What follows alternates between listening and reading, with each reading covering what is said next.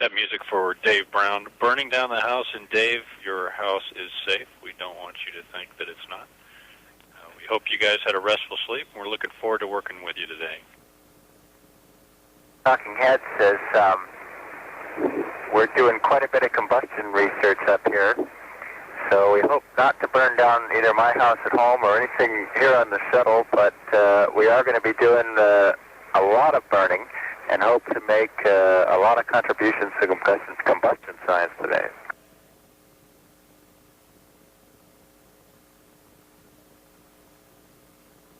This is Mission Control Houston, now with a live view inside the Space Hub Research Double Module. The Space Hub module is located in Columbia's payload bay and is a pressurized module accessible to the crew from a tunnel that is attached to the middeck of Columbia. Currently, the blue team crew members are on shift, while the red team crew members are scheduled to sleep for now until they are awakened at 2:39 a.m. Central Time to begin their Flight Day 9. The blue team about halfway through its Flight Day 9.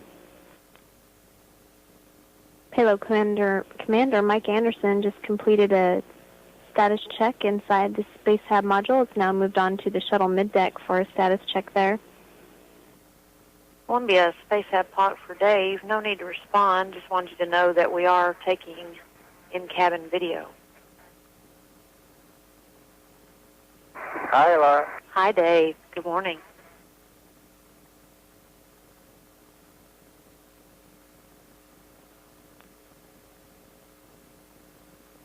Well, Laura, I'm ready to pick up with softball power down.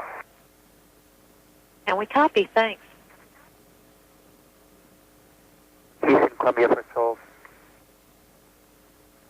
Go ahead. Ken, as we experienced previously, it's taking quite a while for lore to command over to science. In the interim, I'm wondering if I can go ahead and proceed with door opening. Sols is in science mode. Willie, you have a go to open the door? Here it comes.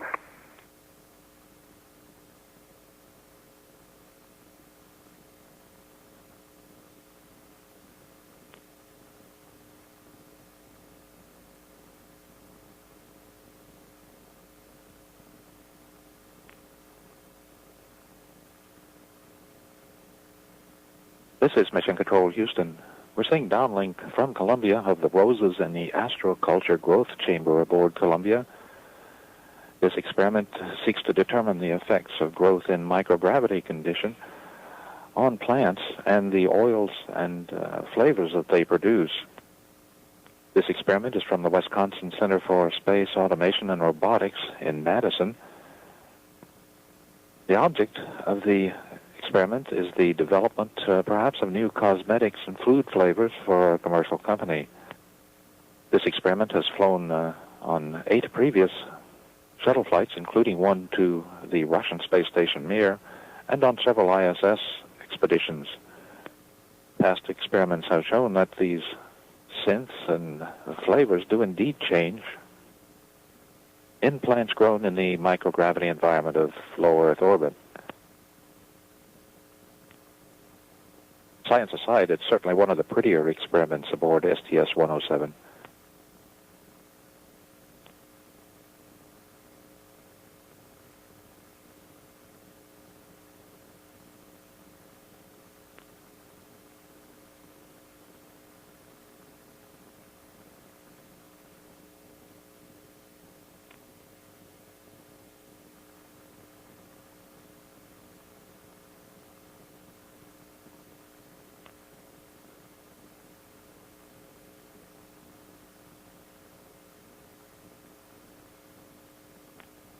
Columbia traveling at about 5 miles a second, now moving out over the southern coast of Spain, out over the Mediterranean.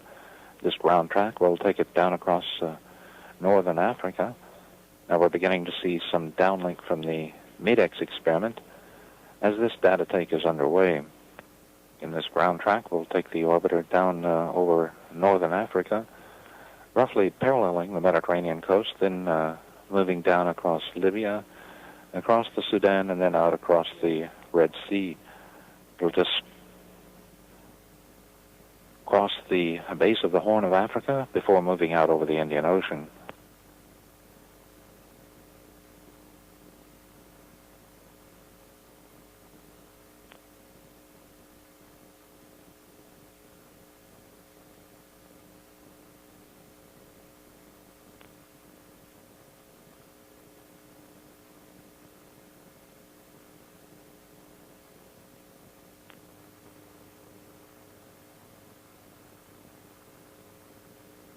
Again, we're seeing the FAST experiment, the Facility for Absorption and Surface Tension, coming down on NASA television. This downlink from Columbia is primarily for science investigators working with this experiment from the European Space Agency. The experiment's designed to measure the response of surface tension to control changes in the surface area of bubbles, like the one you see on the end of the tube about the middle of your screen, or from droplets. These measurements can be done much more accurately and without the interference of gravity in the microgravity environment of low Earth orbit.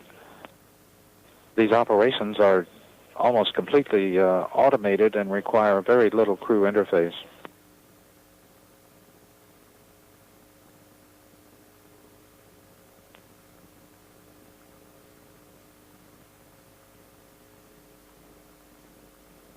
Dan Houston, Columbia for South.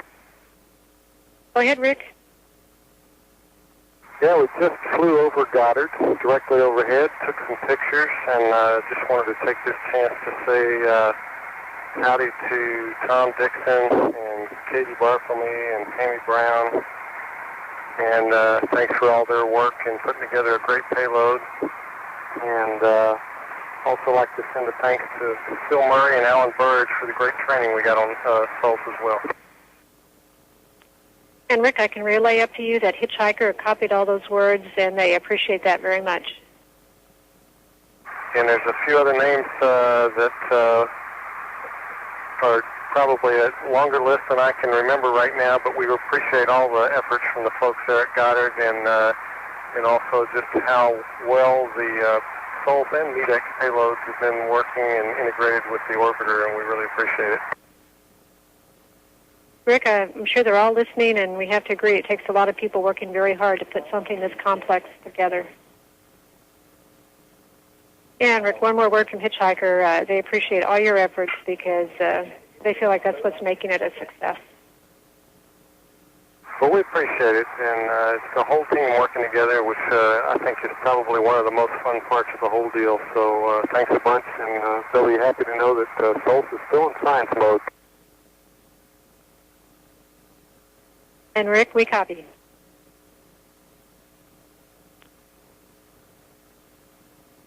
And the Columbia Space Lab talk for the module. We see you.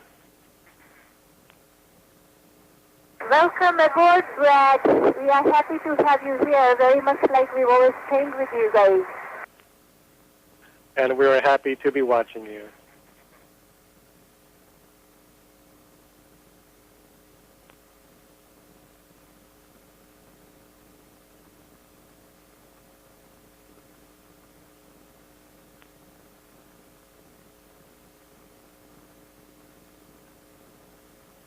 And Park Columbia, the 5 minutes are past. What would you like to do?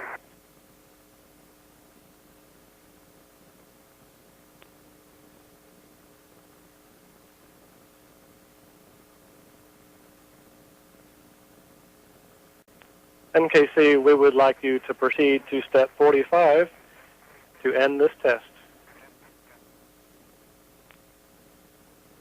Copy, step 45, end test.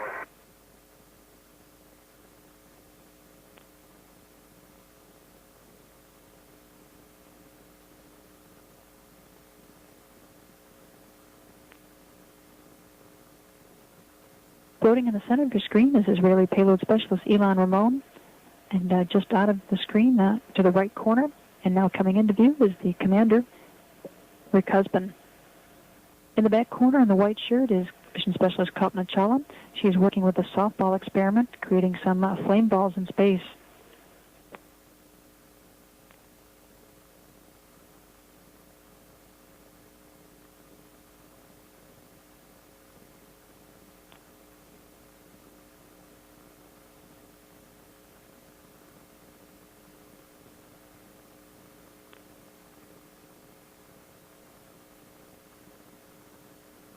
You can see another view here of Chala, again working with the combustion module there in that corner, working on the second of 3 experiments that are going to be done in the combustion module during the 107 mission.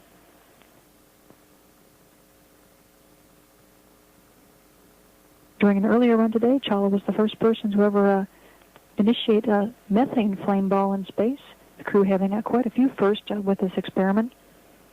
They set a new record for how long a flame ball could burn of 1,200 seconds the day before yesterday with Dave Brown. He also had the lowest powered flame ball ever recorded, just about 1/2 of a watt.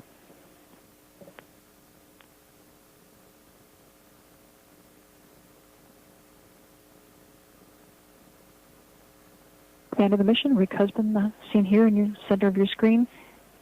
Husband, a member of the red team.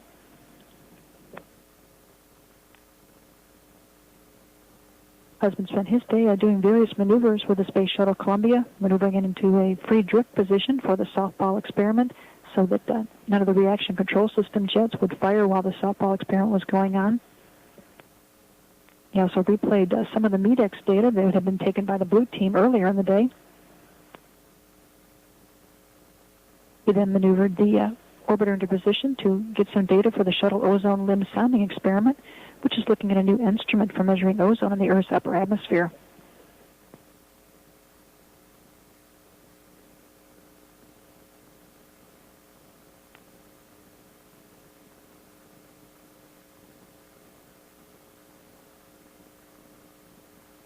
The red team seen working here, coming toward the end of their day in space, their 9th day in space. In about an hour, they're scheduled to do a handover with the blue team, and the blue team will be taking over to do its scientific research for the evening.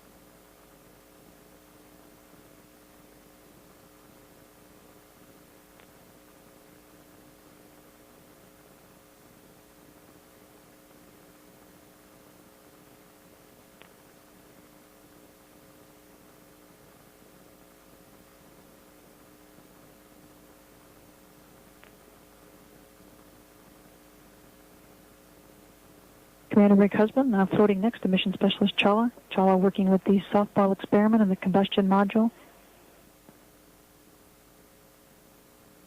Husband's taking some pictures of his crewmates at work. This is Mission Control Houston. Again, we were looking at video of the 6 student experiments in the Space Hab Research Double Module.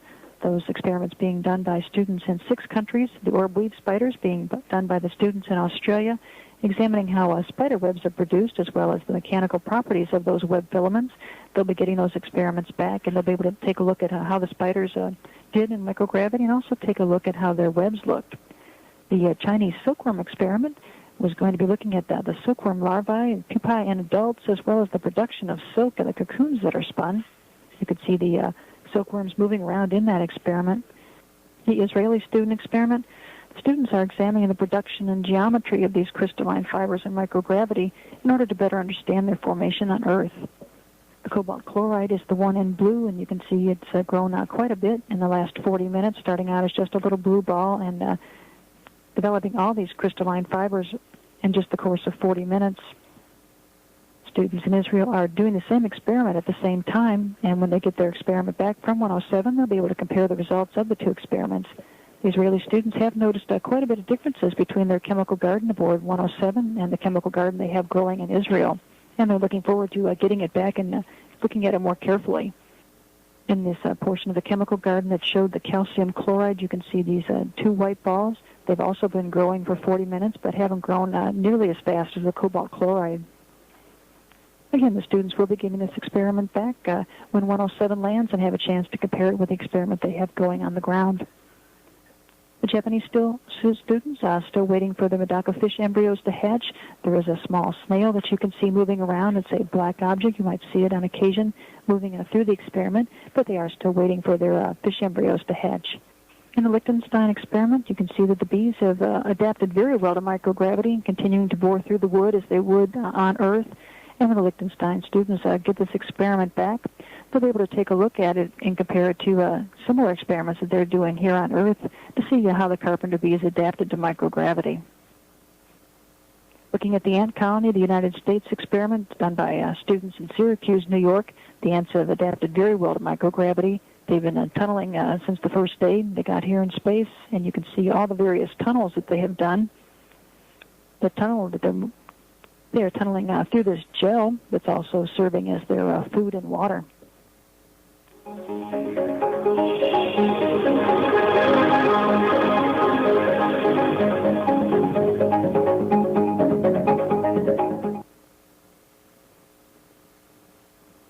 Shift. Okay, great. Yeah, we never got the word on. Thank you.